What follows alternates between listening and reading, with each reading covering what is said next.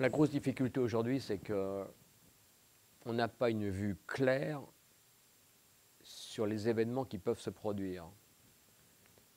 Probablement que si je décide d'avoir telle norme de construction, mais qu'il faut que je prenne l'hypothèse renouvelée de vent à 260 km/h, il ne faudrait pas que la norme se retourne contre moi et qu'elle ne soit plus pertinente.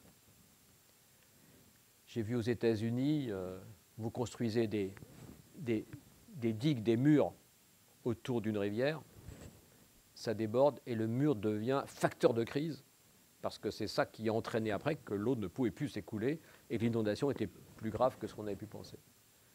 Ou le sentiment de protection parce que vous avez fait un mur de 5 mètres et à Fukushima, ça passe à 10-15 mètres. Donc là encore, on va être dans un milieu qui n'est pas stabilisé. Le problème, c'est que la norme, vous la mettez, pour la mettre en œuvre, ça va être beaucoup d'années.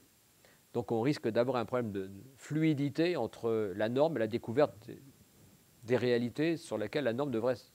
Bon, ça suppose, là encore, de l'anticipation, de la plasticité dans les actions et beaucoup de communication pour développer une grande sensibilité avec la population pour ne pas perdre l'élément de confiance. Donc voilà le paquet sur lequel il faut travailler aujourd'hui et ça suppose d'anticiper le plus possible et d'avoir des attitudes les plus ouvertes possibles vis-à-vis des populations pour essayer de dire on ne va pas se raconter des histoires, voilà la situation, qu'est-ce qu'on peut faire de mieux aujourd'hui là-dessus. Et en essayant d'éviter le réflexe classique, et dire, c'est vous qui décidez, nous on critiquera. Bon.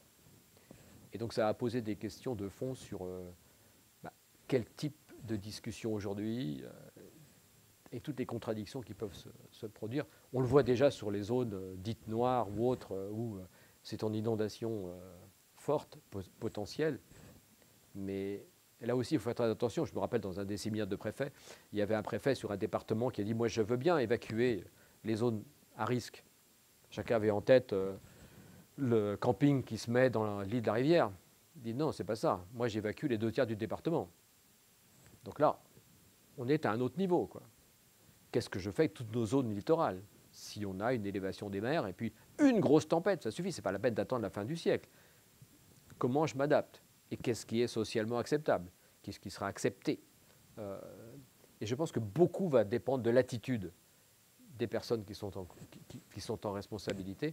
Et c'est d'une subtilité très compliquée, quoi. Et là, il faut avoir travaillé parce que quand la caméra arrive, c'est un peu tard pour se dire, tiens, comment je prends la question?